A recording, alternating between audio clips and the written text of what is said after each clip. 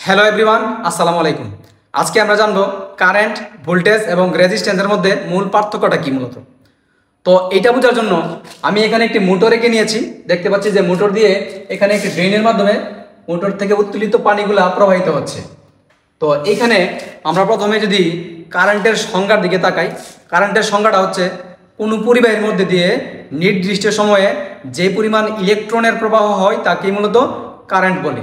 তো আমরা এখন যদি এই মোটরের জায়গায় যদি একটা জেনারেটরকে চিন্তা করি, আর এই পানির কণাগুলোকে যদি আমরা ইলেকট্রন চিন্তা করি, আর এই ড্রেনটাকে যদি আমরা একটা পরিবাহী চিন্তা করি, তখন আমরা কিন্তু খুব সহজে বুঝে ফেলবো। যেরকম এখানে যদি আমরা জেনারেটর চিন্তা করি, এই জেনারেটর থেকে কি পানি না বের হয়ে বের হবে কি কারেন্ট।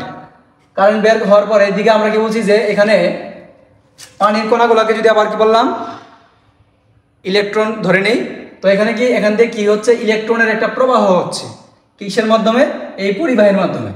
তো কি বুঝলাম যে কোনো পরিবাহীর মধ্যে দিয়ে ইলেকট্রনের প্রবাহ হওয়াটাই মূলত কারেন্ট। যে এই জেনারেটর থেকে যে ইলেকট্রনগুলো আসছে, এই ইলেকট্রনটা যে প্রবাহ হচ্ছে, এই প্রবাহটাই মূলত কারেন্ট। কারেন্টকে আই দ্বারা প্রকাশ করা হয় এবং কারেন্টের একক হচ্ছে অ্যাম্পিয়ার। এবার দেখব ভোল্টেজ কাকে বলে। ভোল্টেজ হচ্ছে কারেন্ট প্রবাহের চাপকে মূলত ভোল্টেজ বলে, অর্থাৎ কারেন্টটা কি পরিমাণ চাপে প্রবাহিত হচ্ছে। আমরা যদি এই ইলেকট্রনগুলোকে অর্থাৎ এই পানিগুলোকে কি চাপে প্রবাহিত হচ্ছে যদি একটু চিন্তা করি, অর্থাৎ এই ইলেকট্রনের পানির জায়গায় যদি আমরা ইলেকট্রন আবার ভাবি, এখানে ইলেকট্রন অর্থাৎ কারেন্ট প্রবাহিত হতে যে চাপের সৃষ্টি করতে হয়, অর্থাৎ কি চাপে কারেন্টগুলো প্রবাহিত হচ্ছে, এই চাপটাকে মূলত ভোল্টেজ বলে। ভোল্টেজকে ভি দ্বারা প্রকাশ করা হয় এবং ভোল্টেজের একক হচ্ছে ভোল্ট। এবার দেখব রেজিস্ট্যান্স কাকে বলে। আমরা যেহেতু এখানে একটি ড্রেন নিয়েছি, এই ড্রেনের ভিতরে আমরা দেখতে পাচ্ছি কিছু ঘাস আছে। এই ঘাসগুলা এই পানিগুলোকে প্রবাহিত হওয়ার সময় বাধা দিচ্ছে। তো আমরা একটু রেজিস্ট্যান্সের সংজ্ঞার দিকে যদি তাকাই, সংজ্ঞাটা হচ্ছে কোনো পরিবাহীর মধ্যে দিয়ে কারেন্ট প্রবাহিত হওয়ার সময় ওই পরিবাহীর যে ধর্মের কারণে কারেন্ট প্রবাহে বাধার সৃষ্টি হয়, অর্থাৎ কারেন্ট প্রবাহিত হতে যে বাধার সৃষ্টি হয়, ওই বাধাটাকে মূলত রেজিস্ট্যান্স বলে।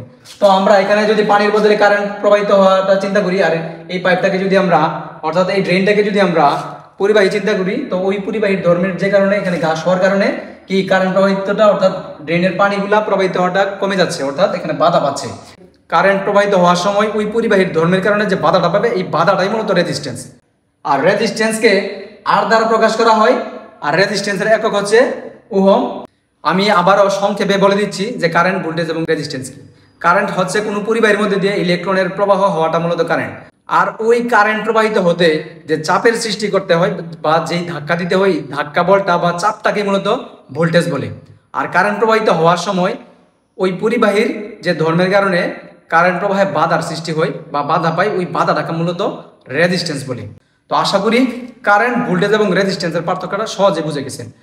আর যদি আমার ভিডিওটা ভালো লাগে অবশ্যই একটি কমেন্ট করে যাবেন এবং আমার আইডিটা সাবস্ক্রাইব করে দিবেন। আল্লাহ হাফেজ, ভালো থাকেন, সুস্থ থাকেন।